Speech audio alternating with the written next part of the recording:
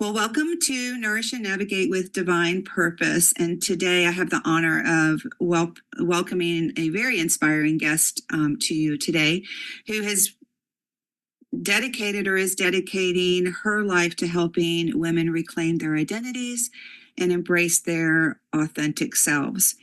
At almost 50, she found herself kind of caught where many of us are in the complexities of motherhood, marriage, career, all of those things, just to kind of realize that she had lost touch with her own identity.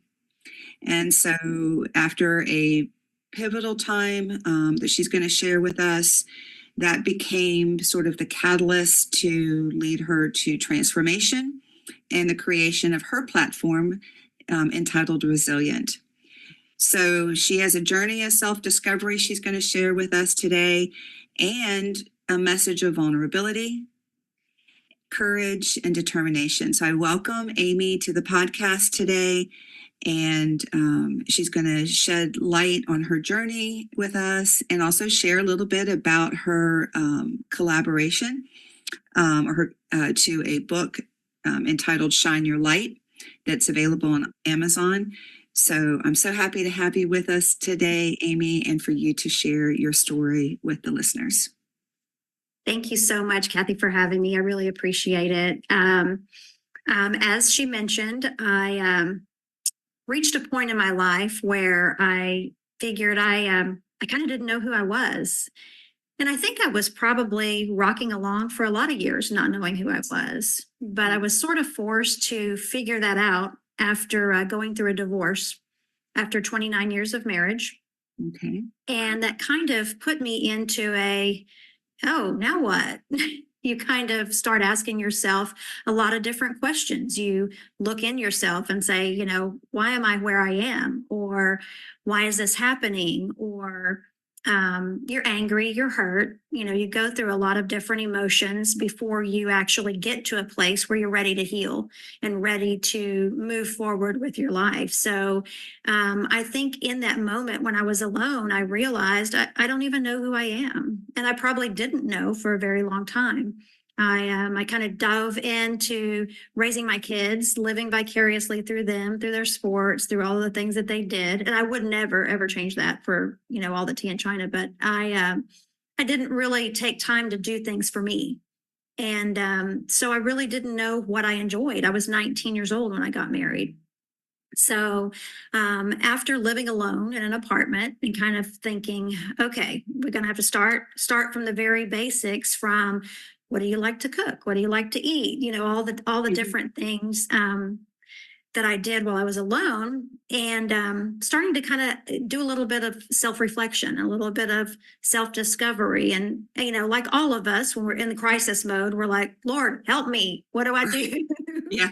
I don't know what to do. I don't know, I'm lost. And so he gave me lots of answers. And so it was really, really good. I went through a healing process as far as traditional therapy, as far as serving. That's one outlet that I used, that I really discovered that, you get this attitude of gratitude where you're not, it's not woe is me, or it's not look what happened to me. Other people that you are serving have it far worse than you do. So that whole thing really shifted my mindset a lot.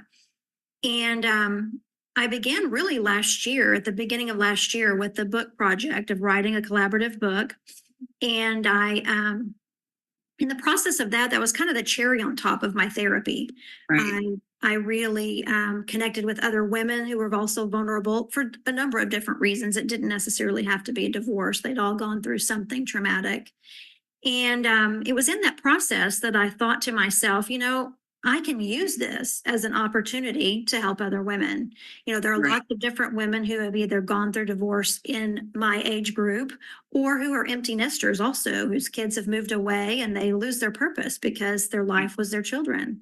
So that's kind of where it began. Once the book came out last year, I kind of began the journey of creating Resilient, which initially was created to do crafts. That was kind of another outlet. I did crafts and I sold them at a craft store and that sort of thing. And then that evolved after the book into helping women, coaching women, speaking to women, and trying to pour into other people to get them through, get them unstuck, or get them through a spot where they are that I might have already been through. Yeah, gosh, I think so much of what you've said already resonates with so many of women out there who have really spent a lot of time just investing in others, you know, and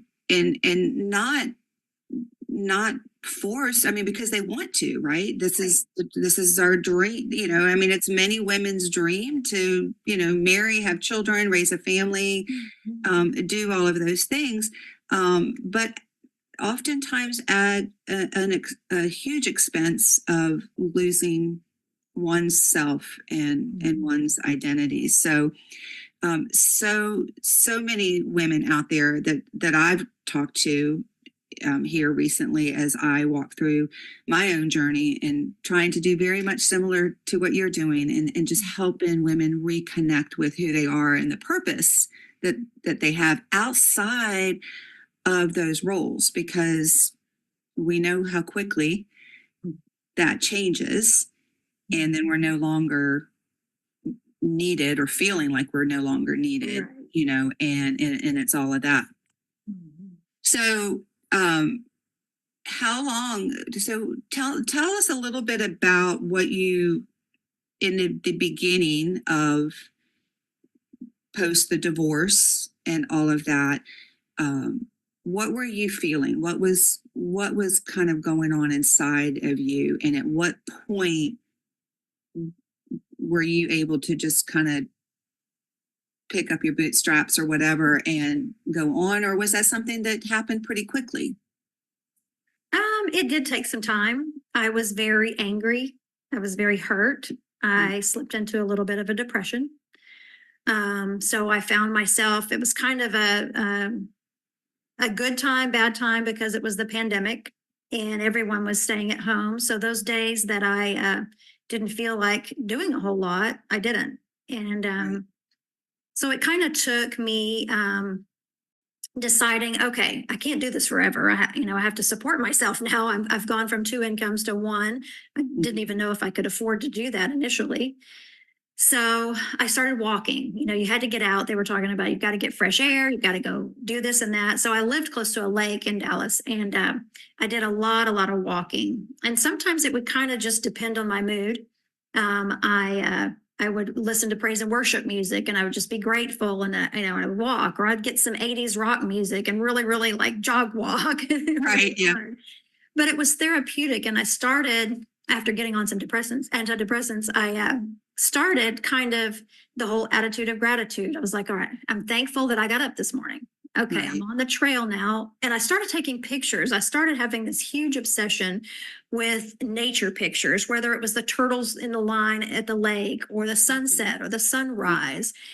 And that really just infused in me more gratitude of looking at my surroundings and looking at the it could be worse. Many people have it much worse. Yeah. Serving the homeless, you see people are in a much worse situation. So it was kind of a gradual thing. It was not overnight, for sure. After the divorce was final, and I decided I was going to go into the dating world, which is its own challenge. um, I couldn't do that. I know, right? And so when I was doing that, that was kind of a distraction too. If you're going to dinner or whatever, you don't have your mind fixated on what you've been through. And Right. so it's kind of like a pass the time, so to speak. But you meet a lot of great people.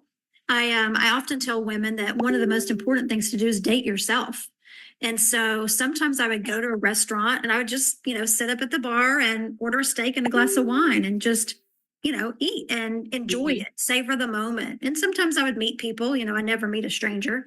And so that was really therapeutic. So it was just kind of an overtime sort of thing that I tried different things besides going to therapy every week and taking antidepressants and all the traditional stuff. I prayed a lot.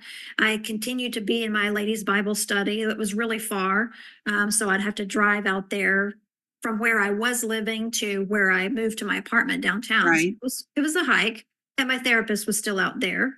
So I kind of tried to arrange things around that, and just kind of a little bit of everything, really. Hmm. And it took time. It took time. It's now almost 5 years since I've Okay. been separated.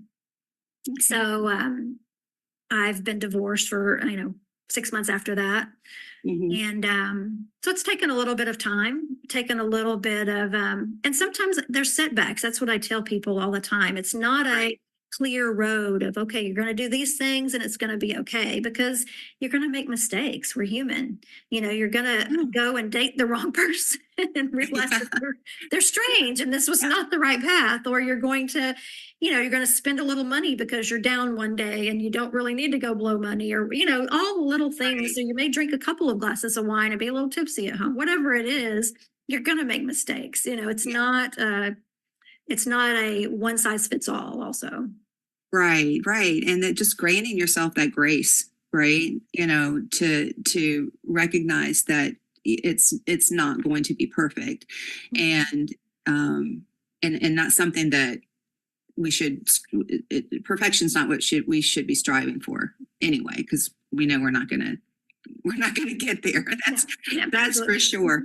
But I think the I love the dating yourself. I think that is, and I take that over to not necessarily single women, but women in general, to like give permission to enjoy being with yourself and loving yourself, Yes. because it is about loving who you are, and being okay with that. And I traveled, had the opportunity to travel a little bit in my job with conferences and everything else, and I often just traveled by myself, and I would go and have dinner by myself. And I remember one of the first times ever doing that, how vulnerable you feel being alone, Mhm. and trying to stave off the voices that say, the people are looking at you, they're probably wondering why are you